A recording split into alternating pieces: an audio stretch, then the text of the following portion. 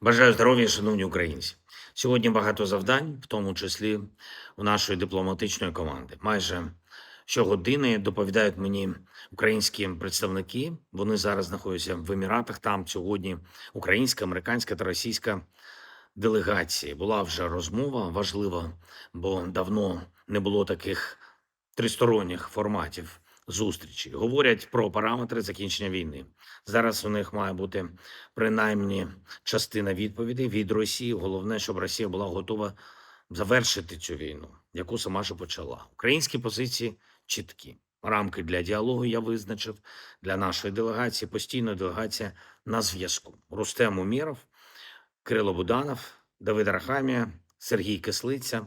Завтра до перемовин ще приєднаються генерал Гнатов, начальник Генерального штабу та представник ГУР Скибіцький.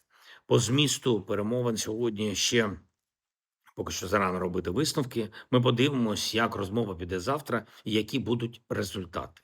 Треба, щоб не тільки українське бажання було закінчити цю війну, досягти повної безпеки, щоб і в Росії схоже бажання якось все ж таки народилось.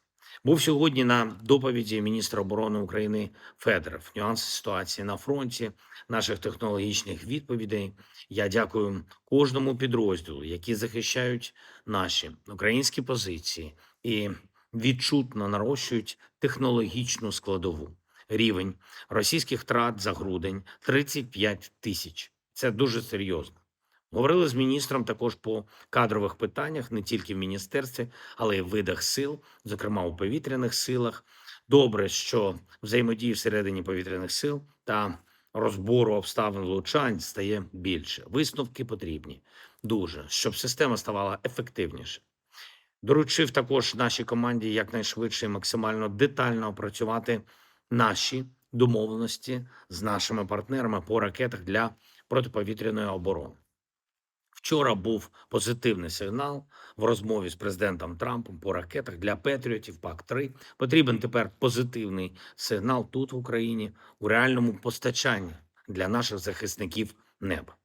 Логістику треба максимально прискорити. Провів також спеціальний енергетичний селект. Кожен день починається саме в такому форматі: ремонтні бригади, аварійні служби, енергетичні компанії, ДСНС України. Всі працюють цілодобово, є результати у відновленні, але все ж таки загалом ситуація залишається дуже складною. І особливо це Київ та область, Дніпровщина, Дніпро, Кривий Ріг, Харків і область, Запоріжжя, Сумщина, Чернігівщина. Окремо розібрали ситуацію в Одесі. Хочу відзначити роботу МВС. Дякую усім, хто залучений. Все максимально чітко та конкретно по запасам генераторів і обладнання, по реальній допомозі містам і найбільше Києву, по пунктах обігріву та підтримки людей. На жаль, в столиці досі без опалення багато будинків. Максимум бригад, максимум обладнання застосовується, щоб допомогти людям. Говорили з прем'єр-міністром Юлією Свириденко по програмах, які можуть підтримати і економіку, і громади. Те, що стосується генераторів та можливостей бізнесу працювати. Максимально лояльні програми, щоб допомогти малому бізнесу купувати і утримувати генератори. Урядовці сьогодні мають представити все суспільству. Є також рішення, щоб підтримати безпосередньо кожного і кожну в ремонтних бригадах. Це доплати за кожен місяць цієї надзвичайної ситуації. Ми домовились сьогодні з прем'єр-міністром, а також з міністром енергетики, який формат виплат буде і як люди отримують ці виплати. Кожному робітнику, хто в аварійно-відновлювальних роботах, доплата 20 тисяч гривень за січень, лютий і березень цього року. За кожен місяць 20. Деталі від уряду будуть додатково, і, звісно, я дякую кожній країні, всім лідерам, які надають необхідну допомогу.